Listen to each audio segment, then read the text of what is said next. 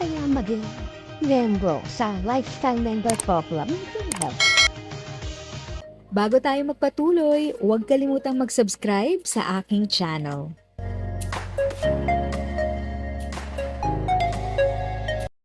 Thank you sa pag-click ng aking video. Good day po sa lahat ng mga nanonood. Sa mga bagong viewers at napadaan lang, by the way, I'm Tita Eda. Welcome to my channel.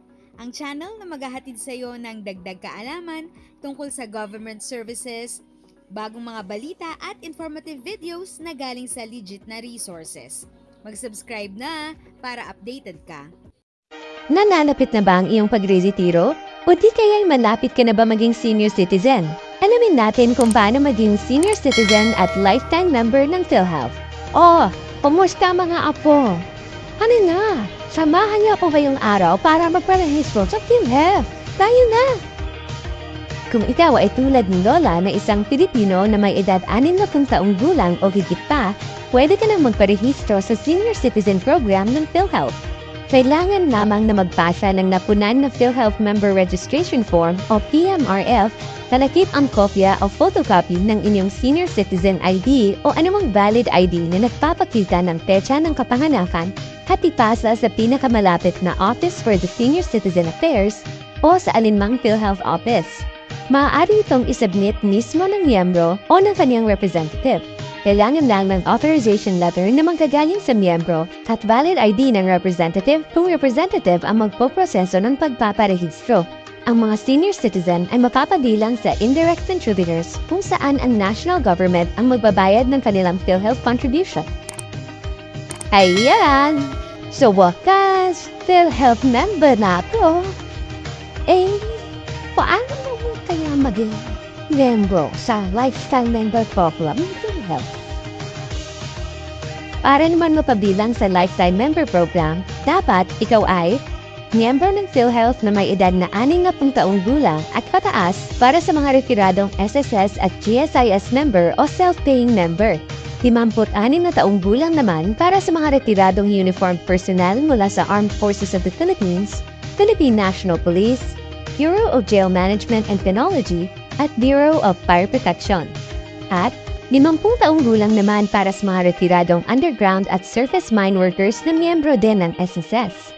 Ang mga nabanggit ay kailangang may 120 buwan na kontribusyon o higit pa para maging lifetime member ng Philhealth.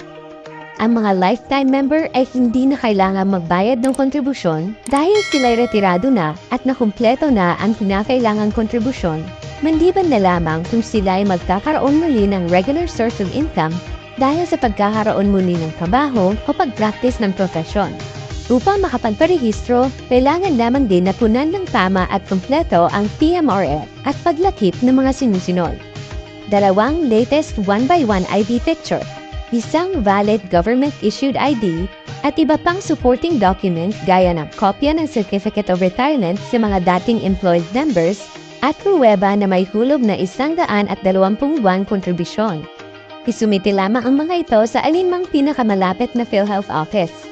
Para sa mga empleyado na malapit na magretiro, tandaan na ang inyong employer ang magsusumite ng aplikasyon at iba pang kailangang dokumento sa Philhealth 3 buwan bago ang petsa ng inyong retirement. Sigurado na ang benepisyong pangkalusugan para sa inyo, lolo at lola, dahil sakop ang senior citizen at lifetime member sa No Balance Billing Policy ng Philhealth o NBP. Sa ilalim ng NBP, wala nang dapat bayaran ang senior citizen at lifetime member sakaling ma-ospital sa pampublikong pasilidad at na-admit sa ward type na accommodation. Ating din tandaan na sa gastusin sa pagpapagamot, makakatanggap ng 12% VAT at 20% senior citizens discount na kapwa unang ibabawas sa babayaran bago ang benepisyo ng Philhealth. Abay, tunay ang kagandang maging senior. Tama, Lola. Ang pot na benepisyo at serbisyo ang handog ng Philhealth sa inyo. Kaya naman yayain ang mga kapwa seniors at magparehistro na. Benepisyo at serbisyong Philhealth, alamin at gamitin.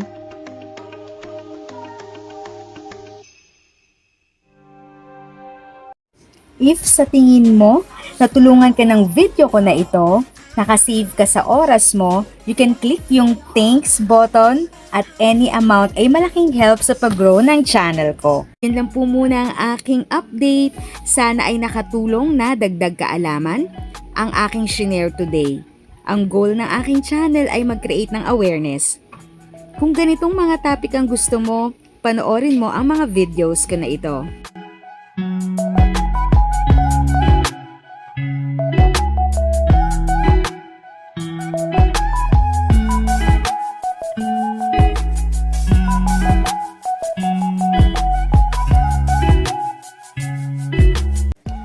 Thanks for watching! Kung may kapamilya, kaibigan o kakilala sa tingin mo ay magiging interesado sa video, please share or tag sila sa comment section. At syempre, if nagustuhan mo ang video, i-like mo na ito at subscribe ka na din. As always, feel free to write your questions, comments, and opinions respectfully. And continue to be a blessing and stay safe!